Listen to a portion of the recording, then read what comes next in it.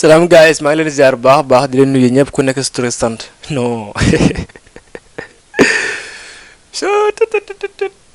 non booy léegi xàmmeetuñ kenn sa yoon nekku ci kenn léegi ñoom daal ku dul Sonko rek ñoom seen yoon nekku ci quoi sonkorisé ñëpp am na ku doon woowee chef de l'opposition bi quoi yéen a ngi koy fàttaliku waa jooju doon tan naan moo nekkoon chef de l'opposition bi te mu demoon rek ci président xamal leen vidéo bi ngeen xool mu ne dafa mel ñam na si affaire yi de.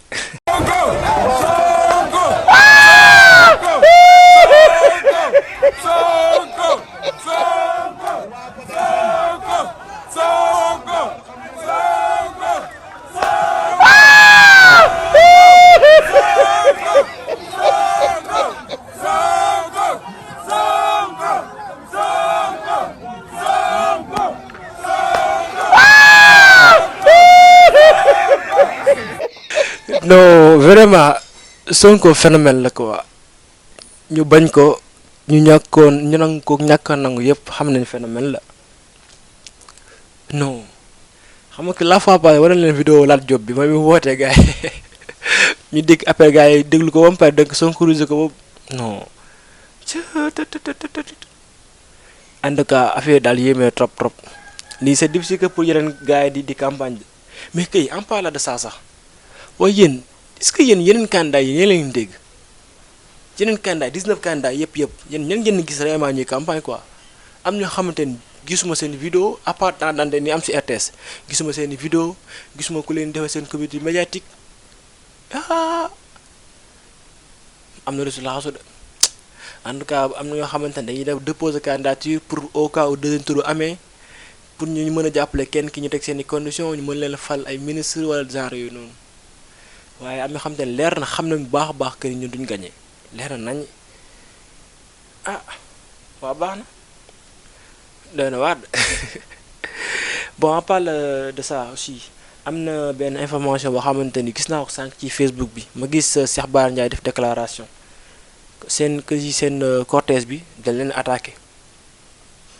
donc xaaral ma wan leen vidéo bi ngeen xool ko comme ça ñu mën ko def analyse. Modou Diagne Fada yow nga xam ne yow da ngaa perdal yow waa Darou Moussi dañ laa ba nga xam ne dañ laa ba Cheikh Bara Ndiaye ak sëñ Mara Niass ñëw fi mbooloo mi génn waa Darou Moussi yëpp màbb ngeen di def jëf yu ñaaw ji ndax soxor da ngeen a soxor mais réew mi mënoo leen a fexe ba duñ ko jël xoolal lii di dóor ay baru fital di sànni ay xeer di bettaate mais nag jot ñi nga xam ne ñëw nañ jot ngeen a ñam billaay wallaay tallaay di ngeen xam ne bu dee pit rek ñoo leen ko ëppale fop ay xeer di toj ay pare-brise oto di dóor ay balu fital di def yoo xam ni mais nag li leen di dóor mu ngi ñëw. waaye bi ñu ñëwee léegi Darou Mouhty dafa am lu fi xew mooy tentative d'assassinat bi may wax nag nekkul loo xam ne dañ koy wax nii par politique mais vidéo yi ñu ngi fi. vidéo bi nga xamante ni Modou Diagne Fada ñun yëg nañ ni wut na ay nerveem taxaw buntu këram ba kidnappé kenn koo xam ne ci ñun la àndoon jigéen buntu xatal ko. ba mu ñëw moom Modou Diagne Fada ci boppam na nekkul lu ñuy laam-laamee moom ci boppam moo ñëw di ko enquêtal boppam naan ko looy wut sama koñ ak sa baraasale yi nga takk. gars yi vraiment nag ñu waxante dëgg quoi bien vrai que politique nag lii mën na ñàkk parce que yàgg na ñiy faral ñi faral ñu dañuy mais affaire du foofu quoi élection ñëw na ba pare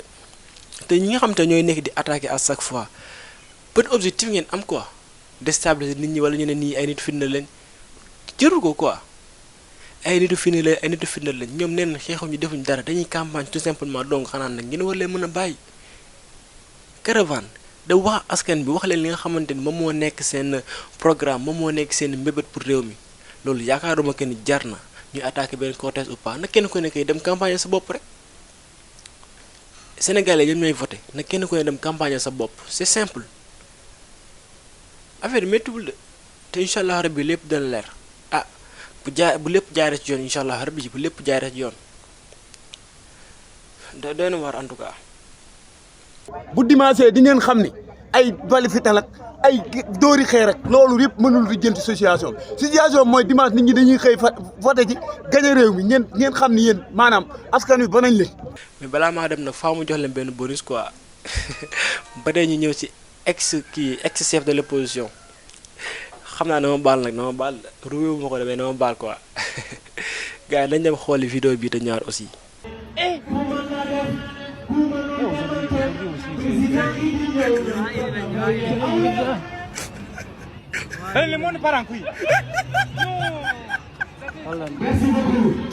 Ajouté à l'époque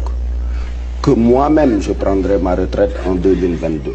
Bon, donc on peut dire qu'aujourd'hui vous n'êtes pas revenu sur un engagement que vous aviez pris. Jamais. Bon, jamais. J'honore tous mes engagements. D'accord. wax dëgg yàlla ku romb juróom-ñetti fukki at ak juróom-benn war a noppalu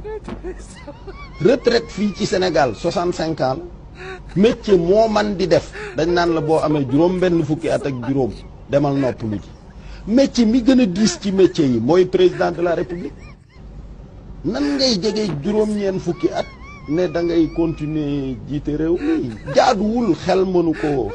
ko nangu déggoon ngeen ma ci benn conférence de presse boo xam ni palais laa ko defee salle des banquets fa laa waxe woon ni man d'ailleurs ci sama bopp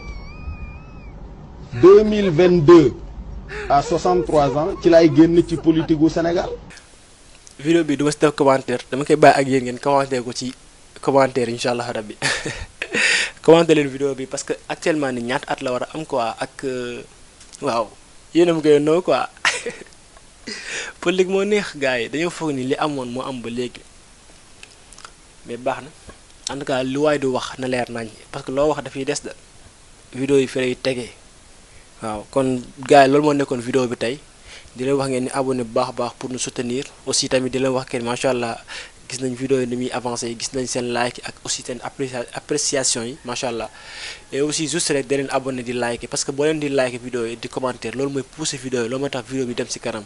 donc da leen abonné bu baax a baax di like suñu ay vidéo parce que loolu mooy tax ñu gën a avancer ci kanam merci beaucoup les amis kontaan nañ ci yéen et aussi ba beneen vidéo incha allah rabbi élection jarul muy am élection sonal nit ñi la ak yàq xaalis